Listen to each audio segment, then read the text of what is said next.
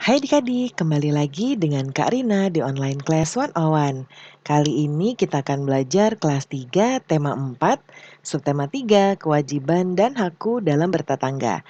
Di pembelajaran 1, kita akan belajar bahasa Indonesia, matematika, dan SPDP di halaman 94 sampai dengan 103. Nah, adik-adik untuk melihat video lain, adik-adik bisa klik di kanan atas video Karina seperti ini. Nanti akan ada rekomendasi playlist dan juga pembelajaran lain ya, tapi sesuai dengan judulnya. Kalau mau yang lebih lengkap bisa klik di kolom deskripsi seperti ini. Nanti akan ada daftar playlist lengkapnya. Nah, misalnya nih adik-adik sekarang kan kita kelas 3, mau lihat playlist kelas 3 berarti pilih yang ini. Klik biru-birunya di sini. Nah, ini nanti akan masuk ke playlistnya adik-adik. Misalnya sekarang adik-adik kan kelas 3 ya, mau lihat kelas 3 tema 3. Klik putar semua di sini, nanti di sebelah kanan akan ada rekomendasi playlistnya, ya seperti ini. Nah, misalnya adik-adik mau lihat yang kelas yang subtema berapa nih ya. Ini dibuatnya berurutan, jadi adik-adik bisa cari mau lihat subtema berapa, pembelajaran berapa, dan halaman berapa ya. Jadi di-scroll ke bawah aja ya. Nah, kita mulai yuk adik-adik. Nah, ini kita sudah masuk di subtema 3 ya, yaitu kewajiban dan hakku dalam bertetangga. Nah, jangan lupa adik-adik supaya gambarnya lebih bagus, kualitasnya bisa diganti dengan yang paling teratas ya. Nah, yuk kita mulai. Nah, ini ada gambar Siti dan teman-temannya ya lagi di taman bermain adik-adik. Nah, kita baca dulu yuk. Orang yang tinggal di dekat rumahmu itu disebut tetangga. Ya, apakah kamu mengenal tetanggamu adik-adik? Nah, apakah adik-adik suka bermain dengan tetangga? Sukakah kamu memiliki tetangga? Nah, tetangga itu biasanya mungkin yang di sebelah rumah adik-adik. Ya, 2 rumah di sebelah adik-adik, di depan ya, pokoknya di area sekitar rumah adik-adik. Ya, depan, belakang, kiri, kanan ya. Nah, itu kita sebut tetangga. Nah, kita harus mengenal tetangga ya adik-adik ya. Karena apa? Karena, misalnya suatu saat, kita ada kerja bakti, kita akan bekerja bersama-sama. Kemudian, bertetangga juga, mempunyai manfaat lain, yaitu ketika kita kesulitan, orang yang pertama membantu kita adalah pastinya tetangga kita. Ya, dan begitu pula sebaliknya, ketika tetangga kita kesulitan, dalam hal apapun itu kita juga harus membantu, ya. Nah, kita juga harus suka ya bermain dengan tetangga, kalau adik-adik mungkin anaknya tetangga gitu ya, anaknya tetangganya ayah atau ibu gitu. Nah, kita harus suka memiliki tetangga yang, karena tadi ya manfaatnya sudah Karina sebutkan. Nah, setiap orang berkewajiban menjadi tetangga yang baik. Ya, kita wajib bersyukur memiliki tetangga yang baik. Maka jadilah tetangga yang baik juga untuk tetangga lain ya. Nah, berikutnya orang yang tinggal di dekatmu disebut tetangga. Apakah kamu mengenal tetanggamu? Ceritakanlah ya. Nah, kita baca percakapan dari Lani dan ibunya ya. Judulnya Tetangga Baru. Kata Lani, "Ibu, aku mempunyai teman baru. Sudah hampir seminggu dia tinggal di rumah kita." Kata ibu, "Bagus sekali nak, kamu pasti sangat senang." "Tentu ibu, ibu guru berpesan sebaiknya kita mengenal tetangga. Mengenal tetangga adalah kewajiban kita."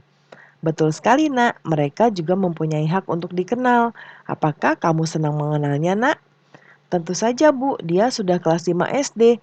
Dia pandai menggambar. Sebaiknya kau ajak dia ke rumah. Kenalkan kepada ibu, kenalkan juga kepada teman-temanmu." "Tentu ibu, terima kasih mengizinkan aku bermain dengannya." Nah, itu percakapan Lani dan ibunya ya. Nah, sekarang kita lihat apakah kalimat berikut termasuk kalimat saran, beri tanda B bila benar dan S bila dia bukan kalimat saran. Ya, dan beri alasannya. Yuk kita lihat yang pertama yaitu ibu, aku mempunyai teman baru. Ya, yang ada di kalimat di atas ini. Ya, yang ini nih. Ibu, aku mempunyai teman baru. Ini bukan kalimat saran, jadi kita kasih S di sini. Kenapa? Alasannya adalah karena itu kalimat pemberitahuan. Ya, bahwa ibu aku punya teman baru nih gitu ya, itu pemberitahuan. Yang kedua, sebaiknya kamu mengenal tetangga. Nah, yang ini iya ya karena ini berupa anjuran untuk mengenal tetangga. Dan ingat di pembelajaran subtema sebelumnya Karina sudah beritahu biasanya kalimat saran itu ada sebaiknya ya.